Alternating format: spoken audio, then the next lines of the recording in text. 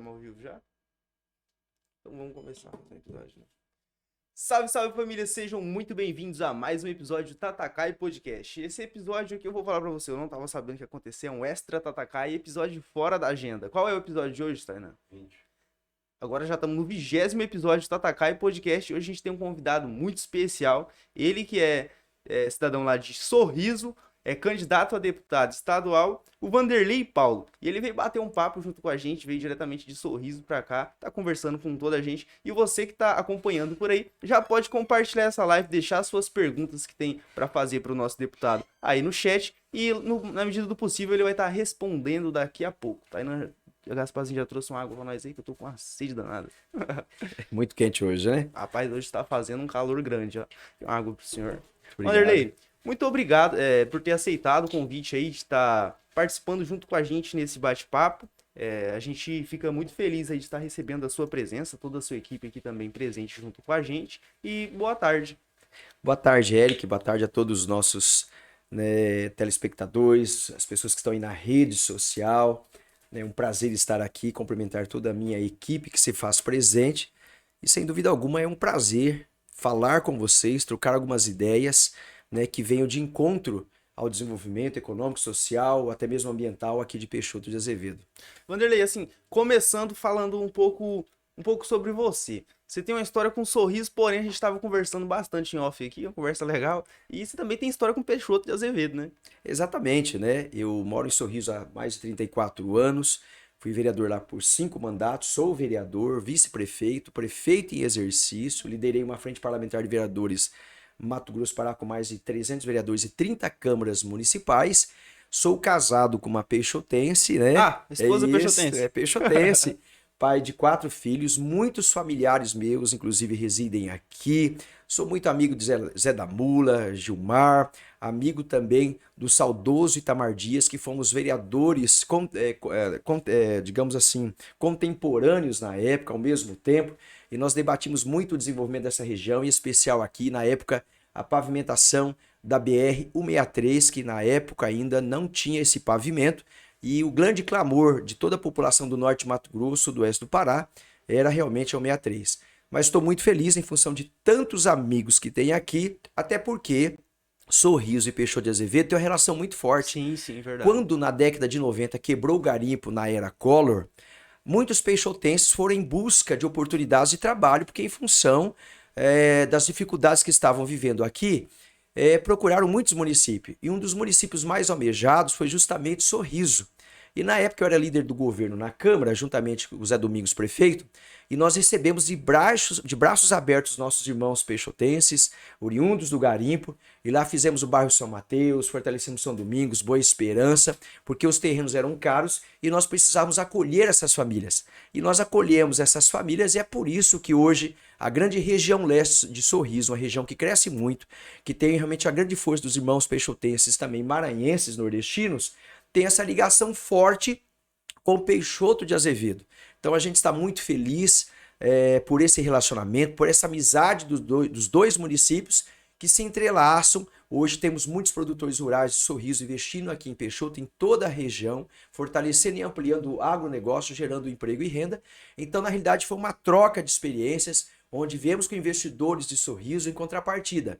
Uma mão de obra competente, eficaz e valiosa, foi para Sorriso, e se Sorriso é o que é hoje, nós devemos ao princípio da ida dos nossos irmãos peixotenses, que num segundo momento vieram os irmãos maranhenses parentes, Sim, porque gostaram da cidade. E hoje então a gente tem essa relação não só forte com Peixoto, mas com muitas cidades do meu querido Maranhão, como Pedreiras, né, Barra do Corda, Presidente Dutra, Tuntum, Bacabal, Imperatriz. Então a nossa maranhençada amiga está muito forte a presença dela em Sorriso, tanto é que foi o autor da lei que criou o Dia do Maranhense em Sorriso como uma forma de valorizar os irmãos nordestinos, os irmãos maranhenses, haja visto que com seu competente trabalho ajudam a construir Sorriso. Nós tínhamos a Semana lá do Gaúcho, então se nós tínhamos a Semana do Gaúcho, por que não valorizar também os nossos irmãos nordestinos, em especial os nossos irmãos maranhenses. Essa eu não sabia que tinha a Semana do Maranhense lá em Sorriso, isso é uma atitude muito legal. E percebendo essa questão que você tá falando, também com a questão do garimpeiro, a gente percebe aí que você, com toda a história que você tem, dependendo do povo, da região que é, você gosta de construir pontes com essa população. Inclusive, você fez você estava falando agora há pouco a questão do atrelamento do garimpeiro ao INSS. Explica pra gente melhor pro povo de casa entender. Dessa eu não sabia também, novidade que chegou por aqui. Olha, é muito importante isso. Os garimpeiros em nosso país foram responsáveis por criação de vários municípios e várias cidades importantes nesse país. Minas Gerais está repleta de cidades garimpeiras, não só do diamante como do ouro, mas também Peixoto de Azevedo, Poconé, Alta Floresta e a nossa capital Cuiabá, que surgiu no ano mais ou menos de 1700 em função de que os bandeirantes na busca de ouro e garimpeiros chegaram em Cuiabá e encontraram ouro. Então, nós temos atividade garimpeira em nosso estado e nosso país há muito tempo. E até hoje, a profissão de garimpeiro não era reconhecida nesse país para fins de aposentadoria junto ao INSS. O garimpeiro estava lá no barranco, o barranco caía, quebrava a perna, não tinha nenhum amparo social, nem para fins de auxílio-doença, nem para fins de aposentadoria. Quantas famílias que perderam o pai garimpeiro e não tiveram amparo nenhum? Por iniciativa nossa e da Frente Parlamentar de Vereadores, com apoio inclusive da COCAVEP, no nome da Solange aqui de Peixoto de Azevedo, nós adentramos no Senado Federal com o projeto PL 1311, que também teve a participação do senador Fábio Garcia, do qual nós protocolamos a solicitação, e a partir daí tem um projeto tramitando no Senado que, quando aprovado, e espero muito em breve, vai regulamentar a profissão junto ao INSS. Isso vai facilitar a aposentadoria para os nossos irmãos garimpeiros, vai facilitar o acesso ao auxílio-doença, essa seguridade social, esse guarda-chuva de proteção que não existia até então. Então nós temos esse compromisso com o garimpeiro brasileiro, com o garimpeiro peixotense e o garimpeiro matogrossense. Mas as nossas ações não param só até aí. Nós estivemos, você tem uma ideia, Eric, no Ministério das Minas e Energias, na Secretaria de Geologia e Mineração, e nós levamos várias propostas que contemplem o garimpo brasileiro, inclusive com a participação da regularização fundiária.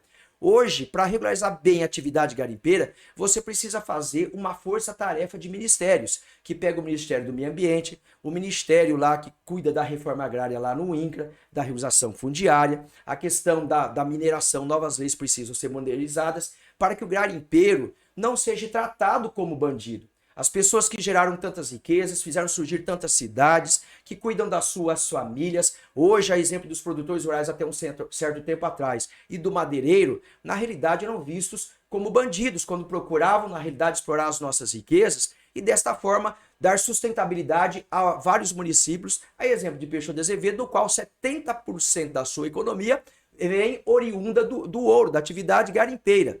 Então nós precisamos e protocolamos lá um projeto onde nós solicitamos ao governo federal que reconheça que todo o subsolo brasileiro, até 40 metros, por mais que haja solicitação ao Departamento Nacional de Mineração por multinacionais ou grandes mineradoras brasileiras, que nesses 40 metros, né, do solo ao subsolo até 40 metros, seja considerado garimpo artesanal, não sendo coibido o garimpeiro peixotense, brasileiro e mato-grossense de explorar esta riqueza com APC, com um trator de esteira que vai até 40 metros. Isso faz com que nós tenhamos condições para que todo brasileiro garimpeiro não fique passando por humilhação, que quando está numa área, daqui a pouco chega a Polícia Federal, chega a Polícia Militar para tirar os garimpeiros de lá.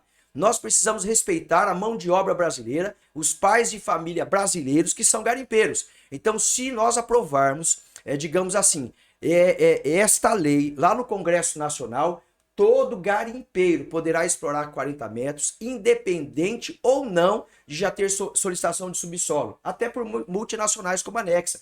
A partir dali, com a tecnologia canadense, norueguesa, holandesa ou australiana e até mesmo americana, eles podem com essa tecnologia chegar até 1.500, 2.000 metros tirando ouro. Então deixa um pedacinho para o garimpeiro brasileiro, tem que ter essa responsabilidade. Eu acho que nós, lideranças políticas, temos que ter compromisso com os garimpeiros. É muito fácil agora chegar o momento eleitoral, aparecem muitas pessoas, falam que vai cuidar do garimpo, mas a gente não vê no dia a dia esses compromissos nas suas ações. Nós já temos ações palpáveis e concretas, e a Solange aqui da Gogavep é testemunha disso, a Federação da Mineração é testemunha disso, ações concretas em função do garimpo. Se como vereador, presidente de uma frente parlamentar que envolveu o Norte de Mato Grosso e o Sudoeste do Pará com os mesmos temas, nós tivemos essas ações em vários ministérios, né? Imagina como deputado estadual. É dessa forma que, com um poder maior de representatividade junto à Assembleia Legislativa, que nós vamos continuar provocando os demais deputados, a sociedade organizada e todas as lideranças do Congresso Nacional para olharmos para o garimpeiro. Seja lideranças do Pará, do Mato Grosso, de Roraima, Rondônia, Acre, Amapá ou Amazonas. Nós temos que fazer uma força-tarefa do Bloco Amazônio em favor do garimpeiro, em favor da produção sustentável, em favor de todos aqueles que querem realmente tirar as riquezas, também respeitando o meio ambiente. Claro que, se existe reserva indígena, não podemos realmente infringir a lei. Aí não pode.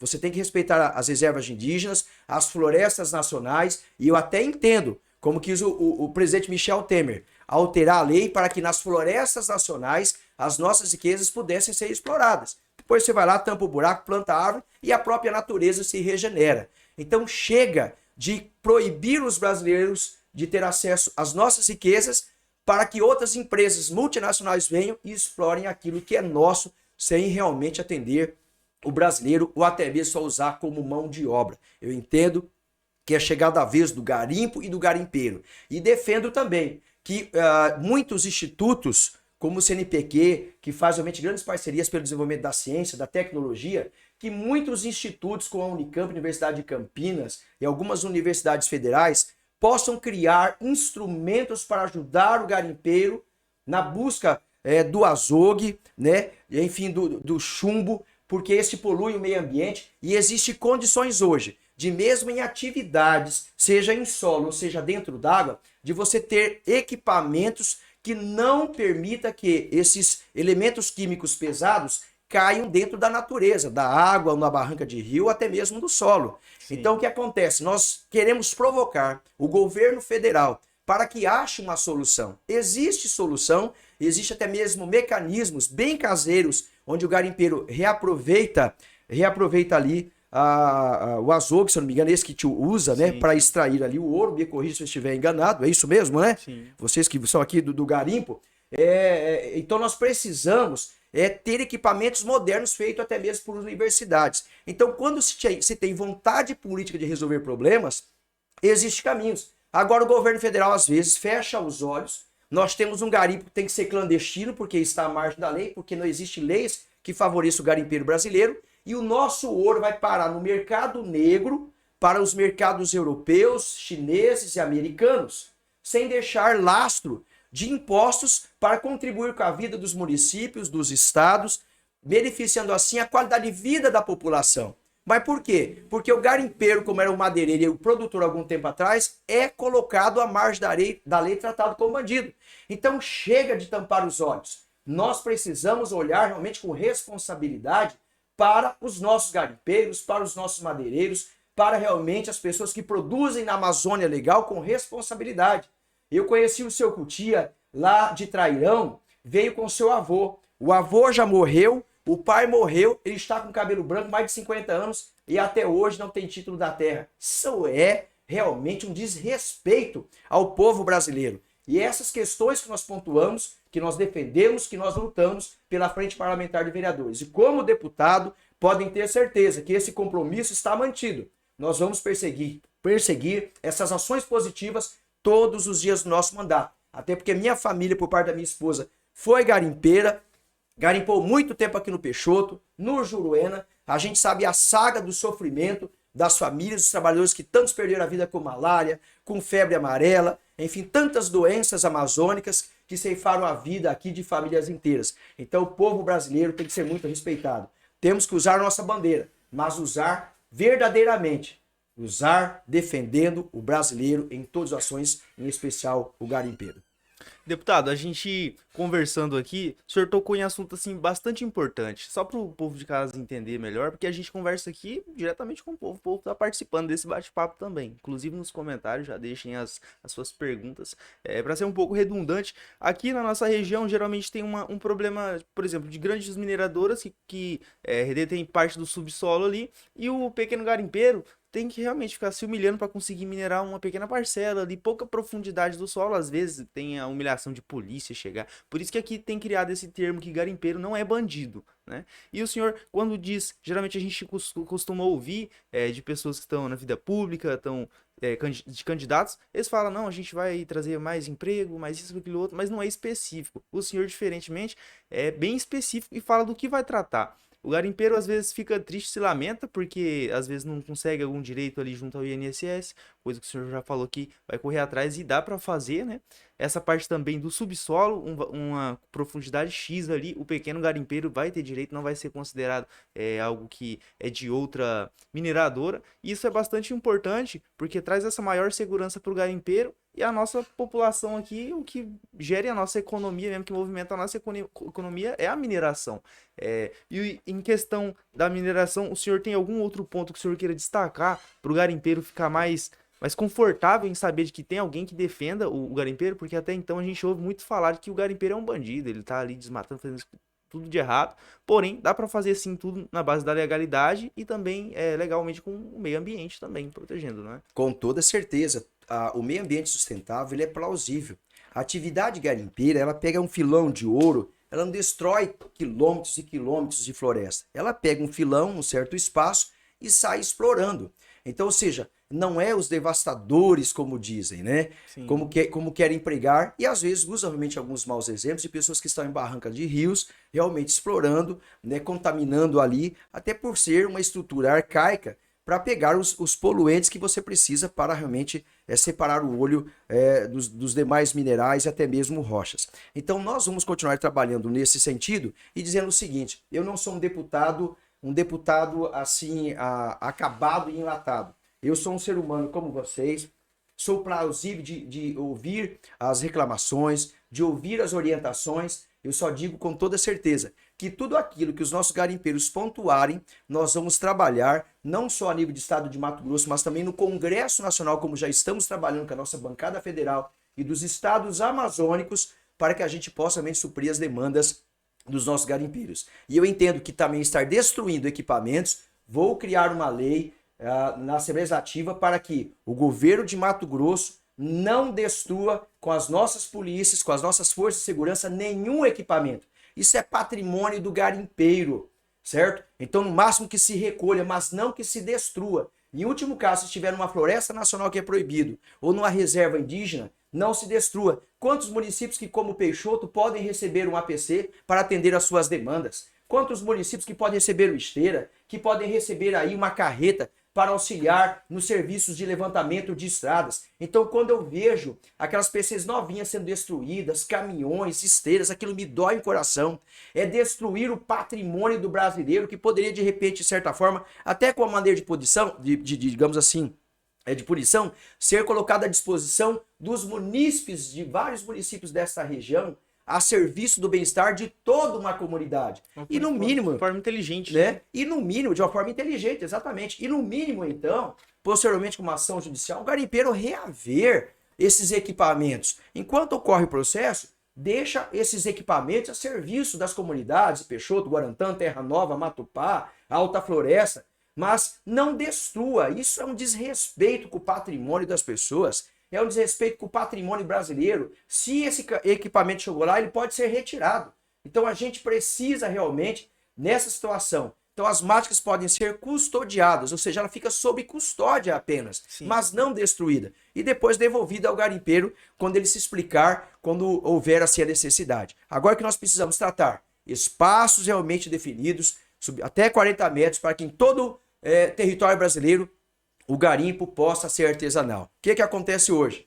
Essas grandes multinacionais pagam aviões especializados, eles fazem varredura. Eles nem pousam aqui. Eles fazem varredura aérea com grandes sonares. Eles detectam onde está o ouro. Eles correm, essas grandes mineradoras multinacionais, vão lá no DNPN e fazem o registro subsolo. Enquanto que o cidadão brasileiro está aqui, com seu esteira, andando por picada, abrindo estrada, levando até mesmo o desenvolvimento, chega lá com muito sacrifício, elas como fizeram a varredura aérea, vêm aqui e requerem nosso subsolo. Eu não aceito isso. Vou brigar para que o governo brasileiro tenha coragem, para que o governo brasileiro e mato-grossense tenha peito de dizer, primeiro brasileiro, depois de fora, 40 metros, não aleja, não discrimina, não prejudica nenhuma grande mineradora, porque o filão vai até 1.000 metros, até muito mais abaixo, que use a tecnologia, mas que não prejudique os nossos irmãos garimpeiros. Deputado, a pontuação do senhor nesse quesito de mineração mostra de que o senhor tem experiência, convive e conhece bem sobre o assunto, não é alguém que está apenas falando, né? A gente percebe muito isso. E além da mineração, quais são as outras necessidades que o senhor reivindica e corre atrás da população, essas reivindicações que o senhor tem projeto para estar realizando aí nos próximos anos? Olha, em primeiro lugar, eu quero fazer um alerta aqui a todos os garimpeiros, as mineradoras de Peixoto da região. Nós vivemos, sem dúvida alguma, um bom momento no garimpo, o ouro já baixou um pouco, já trouxe certa preocupação. Aproveitem esse bom momento e façam investimento diversificado. Invista aqui de repente em apartamentos, invista no setor imobiliário, invista na agricultura de precisão, no agronegócio, fortaleçam a agricultura familiar, as cadeias produtivas que nós temos aqui. Hoje todas as nossas frutas, hortifrutis, vêm de São Paulo, vêm de Goiás, há um espaço muito grande para a agricultura familiar. A necessidade de leite, o litro do leite está R$10, o mais pobre está sofrendo muito, as crianças. Então nós temos espaço para a bacia leiteira. A agricultura familiar está quebrada porque os insumos subiram muito, o preço da banana, do abacaxi continua o mesmo de 5, 6 anos atrás. Como não acompanhou o preço dos insumos, hoje o agricultor familiar está quebrado. Eu vou defender uma agricultura familiar forte. Nós temos muitos assentamentos aqui. O governo federal tem que subsidiar ainda mais a agricultura familiar para fortalecer a União do Norte, Peixoto de Azevedo e toda a região. E nós precisamos investir numa grande inseminação para termos matrizes. Houve um momento que muitas matrizes bovinas, as vacas foram mortas porque havia necessidade de exportação. Nós não temos tantas matrizes hoje e é por isso que pela falta de gado no território brasileiro e com a força da exportação, o preço subiu demais e o brasileiro hoje está tendo dificuldade de comer até mesmo uma costelinha no final de semana. Por isso que eu apoio o presidente Lula, que tem esse compromisso de olhar para os mais pobres, os mais humildes. Nós precisamos alguma coisa nesse sentido. Nesse governo não foi feito um assentamento sequer. Foi dado muitos títulos, eu aplaudo, é importante. Mas o que o cidadão precisa para sobreviver, acima de tudo, é terra. Só quem conseguiu obter terra foram os grandes capitalistas nacionais, grandes fazendeiros. E os pequenos não tiveram acesso ao capital terra. Quem tem que fazer isso é o governo federal. Dá o título, mas faz mais assentamentos, com subsídios, com investimentos, que qualquer cidadão peixotense, mato-grossense brasileiro vai dar conta de produzir para atender a demanda de alimentos em nosso país, baixando os preços para que os pobres, os mais humildes, não sofram tanto. Então são políticas que nós vamos realmente desenvolver, que nós vamos fortalecer. Apoie o agronegócio. Nós temos que modernizar o Código Florestal brasileiro. O marco é até 2012. Quem abriu as suas terras, melhor dizendo, o marco é até 2008, de uma lei que foi aprovada em 2012. Quem abriu até 2008 está regularizado. Quem abriu de 2008 até 2012, quando foi sancionada a lei, ele foi penalizado, pesadas multas, a SEMA em cima, o IBAMA em cima, e está sendo obrigado a reflorestar. Não, quem abriu as suas áreas até os dias atuais, eu acredito que tem que ser reconhecido pelo novo marco temporal do Código Florestal Brasileiro para os dias atuais. Quem está com as suas áreas abertas, que está produzindo alimentos para o Brasil e o mundo, tem que ser reconhecido. Então o agronegócio nós entendemos que ele é importante, mas o agronegócio ele é importante, mas mais importante é atendermos os pequenos produtores que querem terra e a gente precisa socializar o capital terra. Nos Estados Unidos isso foi feito há mais de 220 anos atrás. O Brasil está muito atrasado com a reforma agrária. Como ele atrasa com uma reforma agrária, muitos grileiros poderosos entram em terras amazônicas e aí adquirem muitas fazendas e fazendas enormes e o trabalhador que precisa do apoio do governo federal fica à mercê, fica a ver navios. A gente precisa voltar a fazer reforma agrária, a gente precisa voltar a fazer uma agricultura familiar sustentável para uma longa produção de alimentos, permitindo a renda no campo e permitindo que a comida chegue mais barata na mesa do brasileiro. E o governo Lula, quando era presidente, eu vivenciei isso como vice-prefeito e vereador, foi um governo fantástico, não só para produzir assentamentos, para, no caso, dar infraestrutura a assentamentos, mas, acima de tudo, para investimentos como Pronaf, tratores, juros subsidiados, não só para a agricultura familiar, mas para a agricultura comercial também. Então, a gente precisa olhar para os pequenos sem esquecer do grande. Aliado a esses dois, o Brasil produz mais, gera mais renda, gera mais riqueza, gera mais emprego, gera mais impostos para que os nossos municípios possam cuidar melhor das pessoas. O asfalto ele é muito importante porque eu defendo a duplicação da 163 até Santarém. A Ferrogrão é um projeto que defendo, eu estive em Brasília, inclusive com os advogados do pessoal que entraram com ação no Supremo Tribunal Federal. Fui perguntar, por que vocês trancaram a Ferrogrão? E lá nós obtivemos as informações. Fomos acompanhados, inclusive, dos índios Caiapós, lá do Pará. E nós também estivemos na AproSoja Brasil, na FAMATO, dizendo o seguinte: nós, produtores mato-grossenses, precisamos abraçar a causa dos indígenas do Pará para permitir que a Ferrogrão possa ser um projeto consolidado. Sem o apoio dos índios, sem o apoio dos vereadores do Pará, sem o apoio também, digamos assim, todos os vereadores, prefeitos e a sociedade organizada do Pará, nós não teremos a Ferrogrão. Prova disso que através da Frente Parlamentar de Vereadores Mato Grosso do Pará, eu andei de município em município, andei de vilarejo em vilarejo, falei com todas as etnias Caiapós, e graças a Deus hoje o Pará é favorável a Ferrogrão. Mas por que o Pará é favorável a Ferrogrão, Eric? Porque nós conseguimos um modelo para a Via Brasil, que inclusive passa aqui em Peixoto, e que tem que fazer as passarelas e as travessias em todos os municípios para salvar vidas, viu, meu amigo Lucas, da Via Brasil. Isso é de extrema importância, porque não quero ver mais notícias de peixotenses mortos aqui na rodovia, ao atravessar de um lado da cidade, nem em Guarantã, nem em Terra Nova. O que nós precisamos além de tudo isso? Nós trabalhamos e hoje a Via Brasil vai contemplar todos os municípios por onde a 163 corta, de Sinop até Miritituba. De que forma? De acordo com a quilometragem que a 163 passa no município, a arrecadação nos postos de pedágio dos impostos serão devolvidos aos municípios de acordo com a quilometragem. Isso é fantástico. É uma briga vitoriosa na frente parlamentar. Isso é socializar os recursos de impostos que ia ficar só em 2 ou 3 municípios. Dessa forma, não. A gente contempla todos os municípios pelo eixo que a rodovia passa, o 163 de Sinop a Miritituba, que está na concessão da Via Brasil. E é justamente isso que nós brigamos com o ministro Tarcísio, com o Ciro Nogueira, da Casa Civil, e me encaminhamos ao presidente da República, que o mesmo padrão que foi adotado na Via Brasil, que nós apoiamos, seja adotado pela Ferrogrão. Então, mesmo que o terminal seja em Matupá, a arrecadação do terminal lá em Matupá vai beneficiar com recursos Peixoto de Azevedo, Terra Nova, Guarantã, vai beneficiar também Itaúba, Santa Helena, Sinop e assim por diante. Isso é democratizar os impostos que antes ficavam só nos municípios onde tinham os terminais de embarque. Somos contra isso. Os trilhos não podem passar por Peixoto e região e vocês verem as riquezas do Mato Grosso passando sem deixar impostos aqui. Dessa forma é que a gente conquistou os municípios do Pará, o apoio dos prefeitos, dos vereadores, né? Desta forma. Então, como presidente da Frente Parlamentar, a gente fez uma atuação muito forte nesse sentido e obtivemos o apoio e esta grande vitória lá com as cidades onde a Ferrogrão vai passar no Pará e a 163 está passando hoje. Então, logística é muito importante. MTs, nós queremos MTs pavimentados. Pra vocês terem uma ideia, nós temos uma MT em Sorriso, que ela é toda pavimentada, cuidado, não tem sequer um buraco, ela é pedagiada, ela tem Wi-Fi em todos os entroncamentos, ela tem socorro quando se precisa, ela tem tomada para carregador de celular em todos os entroncamentos, e isso facilita a vida do caminhoneiro. Tem parada para o caminhoneiro com água gelada, cozinha, lavanderia, né? Até quem toma um chimarrãozinho tem lá uma água quente.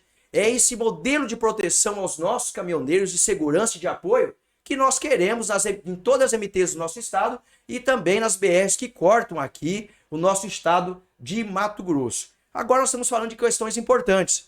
Mas o mais importante do Mato Grosso não é só a sua grande produção de soja, de milho, de arroz e de ouro. Tudo isso é muito importante. Mas para que isso viesse a aflorar, Eric, viesse a tornar realidade, antes de tudo isso, chegou aqui o quê? Chegou pessoas. Pessoas como eu e você, que tem nome, que tem CPF. Esse estado é muito rico. E esse estado tem que olhar de uma forma humanizada para as pessoas, para o senhor, a senhora que me ouve. O meu compromisso é com as crianças, com os idosos, e com os doentes, sem esquecer dos nossos jovens, sem esquecer dos homens e mulheres trabalhadoras do meu estado e também do meu país. Por que eu falo crianças? Crianças, porque nós temos um alto índice de prostituição infantil e juvenil nesta região até os portos do Pará. É lamentável que pais têm que ver suas filhas se prostituindo na região amazônica para ter condições de alimentar os seus filhos. Essa pátria amada tem que cuidar dos seus filhos. Essa pátria amada tem que cuidar dos menos favorecidos. Essa pátria amada tem que olhar realmente os mais pobres. Então essa pátria amada não pode aceitar filhos e filhas de brasileiros se prostituindo. Isso me emociona, para levar o pão nosso de cada dia. Isso é inconcebível num país tão rico como o nosso. Então eu vou cuidar de pessoas. Então cuidar das nossas crianças é ter educação em tempo integral, creche em tempo integral, creche noturna, porque tem mulher que ela é mãe e pai ao mesmo tempo. E se sair para trabalhar à noite, com quem ficará os seus filhos? Se o Estado não abraçar as nossas crianças, não abraçar os nossos jovens, o mundo do crime vai abraçar. E infelizmente a consequência é ver as mães chorando, como eu vi em Sorriso, mais de 8 mães vendo seus filhos que nem de maiores eram, mortos por guerras internas lá de facções. Aquele que foi morto um dia foi uma criança gestada, que foi amamentada nos seios da sua mãe, que foi criança que brincou. Mas num determinado momento da vida, por falta de proteção do Estado, se perdeu. E nós não queremos mais isso, ver tantas mortes. Se diminui o crime quando o Estado investe nas pessoas, nas crianças, nos jovens, quando o Estado investe nos idosos que tanto trabalharam e, no entanto, tem que ir para uma fila de uma cirurgia, fica anos esperando e muitos perdem a vida. Eu defendo o hospital para os idosos, o hospital regional para os idosos, para tratar de uma forma muito especial aqueles que tanto trabalharam nesse país. Eu defendo também os hospitais regionais fortalecidos, o Hospital Regional de Peixoto, de Colíder, Alta Floresta, Sinop, Sorriso e outras regiões como Araguaia, região oeste, tem que ter investimentos pesados, tem que ter investimentos pesados. É lamentável ver tantas filas de cirurgias demorando 2, 3 de joelho, de um ombro, 5, 6 anos, num estado tão rico como o nosso. Não adianta fazer pontes de concreto, fazer tantos asfaltos, se o povo mato-grossense está sofrendo. E numa última hora vem com mais cirurgia que nem funcionou direito pelo excesso de burocracia. Por isso que eu defendo Márcia Pinheiro, governadora desse estado. Ela é mãe, é mulher, tem um olhar mais humanizado. E é isso que nós temos que fazer. Eu defendo também as maternidades regionais. O momento da mamãe dar à luz, Eric e Tainã, e nossa equipe, o momento da mãe dar à luz é um momento muito especial. Muito especial. Dar à luz não é doença, dar à luz é uma virtude, um dom de Deus. Disse Deus, crescei e multiplicai-vos, né? Enchei toda a terra. Então, no momento de dar à luz, você tem que ter um ambiente separado no hospital. Lá em Sorriso, por exemplo, as mães mais humildes saem lá do centro cirúrgico, vêm pelo corredor, aí passa lá um com hanseníase, passam lá com Covid e de repente encontram lá, digamos assim, com doenças respiratórias e fica esses contatos, né? Um ambiente ali muito perigoso. Então eu defendo uma maternidade regional, muito bem preparada, muito bonita, iluminada, com paisagismo de plantas, de flores muito especial, muito colorida para receber os nossos bebês, com acompanhamento inclusive dos pais, porque isso é uma lei federal. O papai tem que ter o direito até mesmo, nas maternidades públicas, de acompanhar o nascimento do seu filho. É um momento muito especial. E nós vemos que até hoje os hospitais, por falta de estruturas, o pai fica à mercê de ver o seu filho nascer, um momento tão especial como esse. Então eu defendo as maternidades regionais, como deputado vou deixar recursos aos municípios, polos como Peixoto, Alta Floresta, Sorriso, Sinop e outros municípios, para termos os hospitais,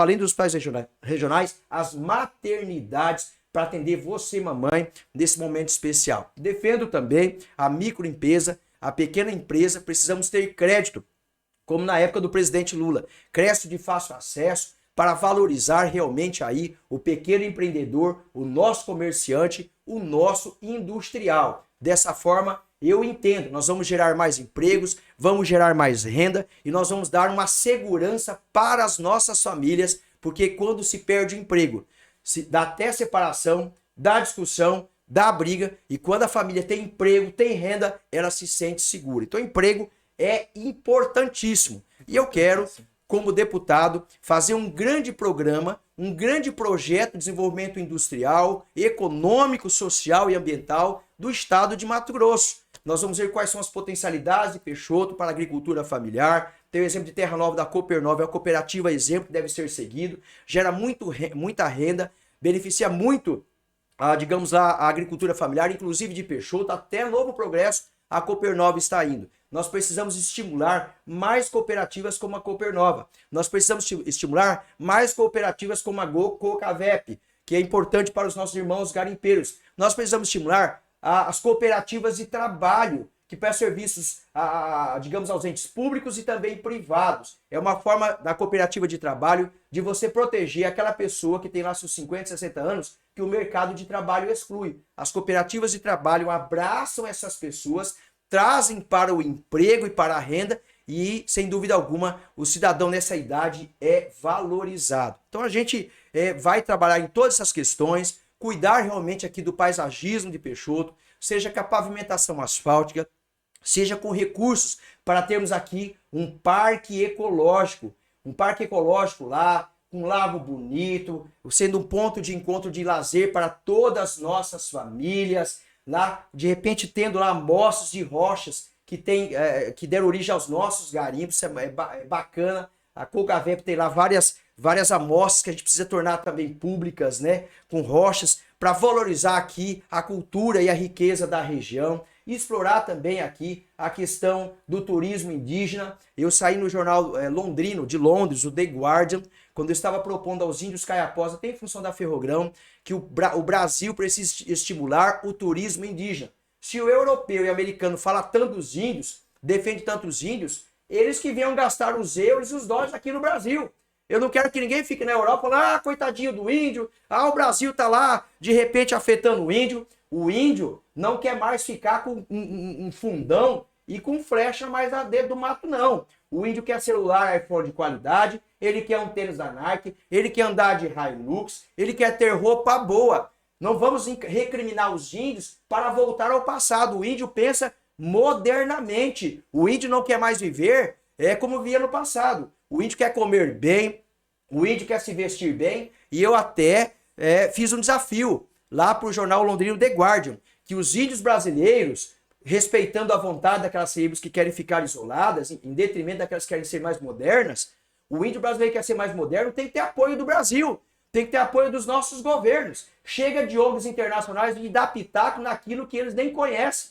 Chega de dar pitaco naquilo que eles não vivenciam. Criticam o Brasil lá fora, falam mal do Brasil, mas não vem perguntar aqui qual que é a necessidade de saúde na Amazônia, qual que é a necessidade de alimentação na Amazônia, se o índio realmente quer ficar da forma que está e fica falando mal do Brasil, sujando a nossa imagem, quando na realidade a vontade dos nossos povos indígenas são outros.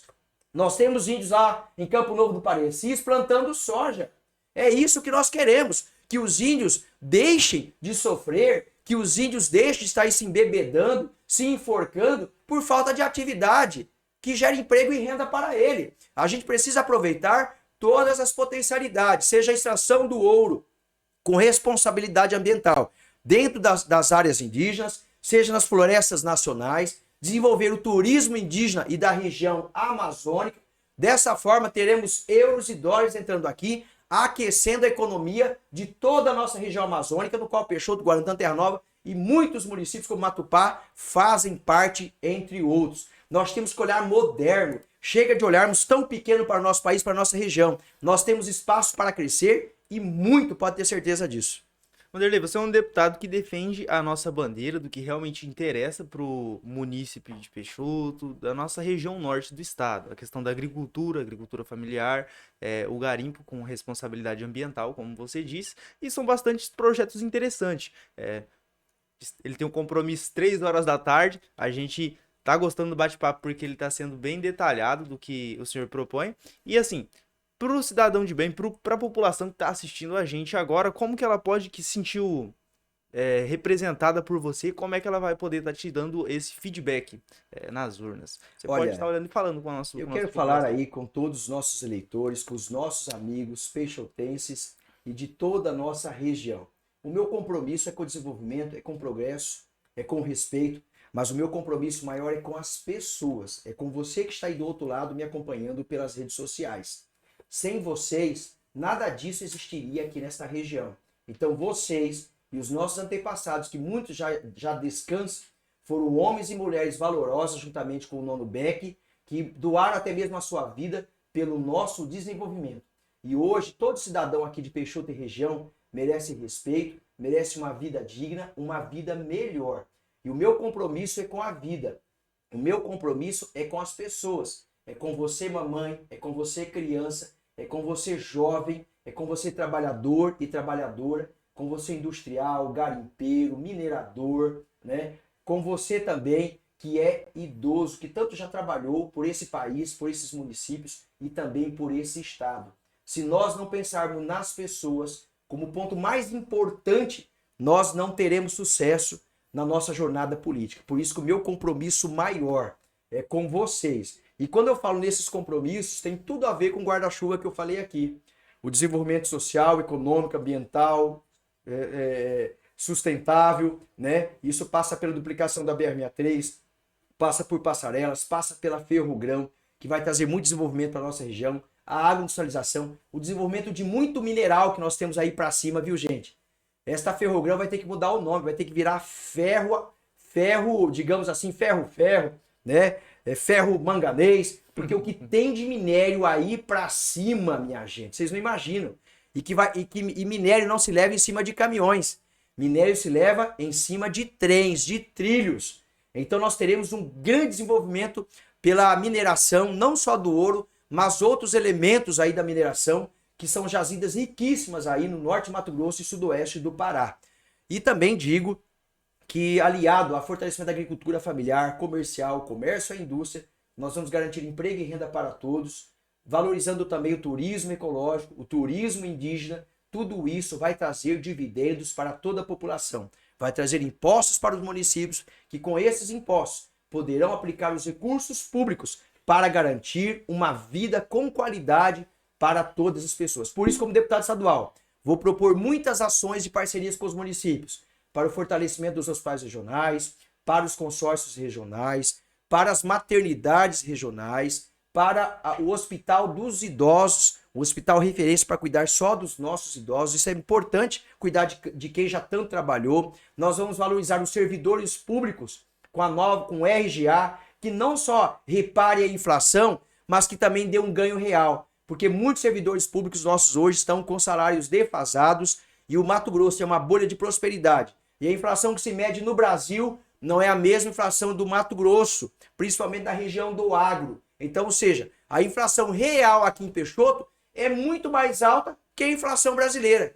Aí se dá um reajuste para os servidores no índice da inflação brasileira. E isso traz prejuízos aos servidores. Então a gente também vai cuidar disso, tem que cuidar de gente. Valorizar os servidores públicos, municipais, estaduais. Isso é muito importante para que os serviços, Eric, cheguem às pessoas realmente a contento. Tem que ganhar bem para cuidar bem do maior patrimônio que o Estado tem. O maior patrimônio que esse Estado tem são as pessoas. É eu, é você, somos todos nós. Então está aqui o compromisso de Vanderlei Paulo com toda a nossa sociedade peixotense e de toda essa região.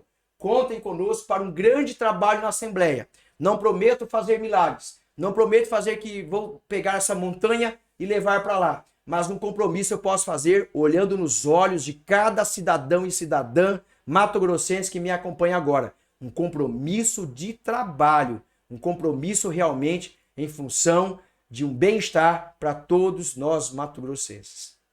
Isso é muito importante. O senhor defende a bandeira, a nossa bandeira, né? Quem se sentiu representado tem que estar dando esse voto de confiança mesmo, porque é uma atenção toda especial para com a gente aqui do norte do Mato Grosso.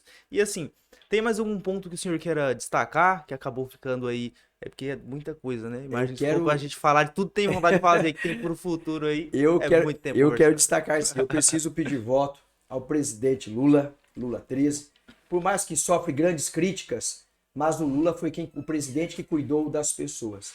Nós comíamos bem na época do presidente Lula, a empregada doméstica viajava de avião, você comprava o seu carro, a sua moto, você ia lá e comia realmente melhor. Hoje, infelizmente, em especial os idosos, só com salário mínimo, como é que come bem, se os medicamentos subiram tanto, se o combustível subiu tanto, se a cesta de alimentos subiu tanto. Quem ganha dinheiro, quem é produtor rural como eu, grande minerador, está bem. Mas eu preciso ter os olhos para o pequeno. E o pequeno está sofrendo, não é só nas grandes capitais do Brasil, não. É em todos os lugares eles estão sofrendo. Foi o Lula que trouxe mais de 250 institutos federais, universidades federais, fez a BR-63 até o Pará, faltou 50 quilômetros. Pelo impeachment da Dilma, ela não pôde terminar.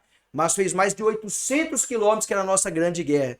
A Ferrogrão, o projeto da Ferrogrão, começou ainda na época do governo Lula, através da BUNG, da DM e da AMARGE, que fizeram esses estudos. Foi Lula que nós pudemos também ter o avanço do marco temporal florestal, que a gente precisa avançar mais e nós vamos sensibilizar ele. Então o cidadão vivia melhor. Então nós queremos que o presidente Lula volte, a Márcia Pinheiro 43, que tem um compromisso também com os menos favorecidos, com o olhar humano, é nossa governadora. O nosso senador é Neri Geller, 111, grande senador da República será, porque foi um grande deputado federal, trazendo muitos recursos para Peixoto de Azevedo e todos os municípios de Mato Grosso. E também quero falar de Emanuelzinho, que é um grande deputado federal, amigo nosso, que investe muito em educação nos institutos federais, preparando os nossos jovens para o futuro, para o mercado de trabalho. E eu, esse amigo que vos fala, Vanderlei Paulo, candidato a deputado estadual com o número 11163. Número 11163, o 63, pela luta que eu tenho defendido, pela duplicação da BR-63, pela construção de passarelas para salvar vidas. 11163, Vanderlei Paulo, para representar você, cidadão e cidadã de Peixoto de Azevedo, de toda a nossa região e do meu querido estado de Mato Grosso. Contem comigo, contem com o Vanderlei Paulo na Assembleia como deputado que vai representar muito bem esta região. A gente fica muito feliz de saber que tem gente que realmente entende das necessidades aqui do nosso estado, principalmente do nosso norte aqui. E quem se sentiu representado é 11163, o homem carrega até o número da BR-63. É isso mesmo, Eric. Bom demais. Vanderlei, a gente sabe que você tem um compromisso agora. A gente fica muito feliz de estar recebendo você aqui no nosso estúdio Tatacai. Você veio bater um papo junto com a gente, população assistindo a gente também. E a gente agradece muito a sua presença. E caso você tenha algum agradecimento a fazer, também você tem o tempo. Quero fazer um agradecimento, primeiramente a Deus, que é o autor da nossa vida. Somos de Deus duas vezes. Primeiro porque Ele nos criou. E depois porque Ele nos redimiu pelo sangue de Cristo Jesus na cruz. Amém. Então, nosso Deus, Ele é o nosso Criador, nosso Salvador, e a Ele toda a honra e toda a glória. Segundo, agradecer também pela minha família, que é muito especial, esposa peixotense, muitos familiares aqui, essa ligação maravilhosa aqui com Peixoto de Azevedo. Eu vim aqui em 86, sabe aqueles aparelhão que os garimpeiros gostavam de pôr aqui no ouvido, que tinha um monte de LED, né? Eles ligavam a fita e ficava lá, parecia uma discoteca ambulante. Eu em 86 eu vim aqui no Gaviãozinho, no Pé Quente, né? A gente via vender esses aparelhos no Pratão, ele era chileno, então ele trazia esses produtos. Eu era um trabalhador jovem, 16 anos, e já vinha com ele aqui naqueles ônibus da Maringá, que era canela seca. Eu gostava de descer ali na rodoviária, tomar um cafezinho quente de manhã e comer aquele bolo de macaxeira, aquele bolo de mandioca que as nossas maranhenses faziam, ou então aquele cuscuz ali, aquele cafezinho quentinho, gostoso, passado lá no saco na hora. Era especial aquele bolo também que elas faziam.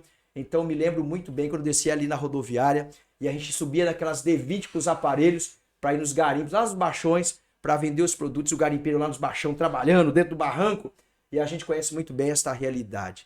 Então, agradeço ao povo peixotense por me receber tão bem. Fizemos muitas visitas hoje, caminhadas, e esse calor humano do povo peixotense é muito diferenciado. Eles mudaram a cultura lá de Sorriso. Era só gaúcho, todo mundo lá dançava bandeirão, tudo durão. Chegou os peixotenses com forró, meu amigo. Fez até gaúcho requebrar lá, viu? A gaúchada começou a dançar um forrozinho lá, já começou a comer uma farinha de puba com açaí, não é verdade? E daqui a pouco já tinha maranhense casado com o gaúcho, o filho com a cabecinha chata, os olhos azuis. E aí houve essa mistura muito bonita, essa miscigenação. Então a gente é grato a Deus pelo povo brasileiro, esse povo tão rico, tão caloroso, linda, né? Uma cultura tão linda quanto a nossa. E a gente é grato ao povo peixotense, que depois, quando esteve em Sorriso, levou o restante dos nossos maranhenses, dos nossos baianos, dos nossos piauienses. A fama de Sorriso foi crescendo e hoje nós temos uma cultura muito forte, não só gaúcha, mas acima de tudo nordestina, que une nossos povos, que soma esforços e cada dia constrói Sorriso e o Mato Grosso e Peixoto sempre para o melhor, para a felicidade de todas as nossas famílias. Futuramente aí, Vanderlei Paulo defendendo aí as nossas reivindicações e necessidades do norte do estado do Mato Com Grosso, certeza. Mato Grosso inteiro. Aí, né? E agradecer de uma forma muito especial o estúdio Tatakai. É isso? Tatakai Aqui, Podcast. Tatakai? Tatakai Podcast. Tatakai. Se o cabo não tiver firme aqui, o cara cai aqui nas perguntas, viu? Então aqui, vem firme aqui, tá, né? No Tatakai. Muito obrigado aí por vocês receberem tão bem, domingo à tarde, vocês poderiam estar descansando, mesmo assim quebraram a rotina para estar realmente nos atendendo e dando essa oportunidade a essa população para que pudesse nos acompanhar. Então a você, a Eric, ao Tainã, aos nossos amigos, ao Tripa e a todo mundo aí, toda a equipe, a minha equipe também nos acompanha, o Ronaldo, o Kleber, a Eugênia, né? Também aqui a Bruna e todos os amigos que vieram de Sorriso conosco, o meu querido amigo aqui, o Tiago, obrigado Tiago, né, por nos trazer aqui no estúdio, amigo nosso já de primeira mão. A gente fica grato muito a vocês, parabéns pelo programa, muito parabéns pela live. Eu tenho certeza que alcança muitas pessoas e dão a oportunidade das pessoas fazerem as suas escolhas. Tamo junto, grande abraço, fiquem todos com Deus. Bom demais. E esse foi mais um episódio do Tatakai Podcast. Lembrando que durante a semana vai os melhores momentos, os cortes dos melhores momentos você vai estar podendo conferir. Esse episódio foi o episódio número 20, tá? 20º episódio do Tatakai Podcast. E não esqueça de seguir a nossa página, curtir, comentar bastante, compartilha e marca aquele seu amigo que estava precisando ouvir esse papo. Tamo junto, família, e até a próxima.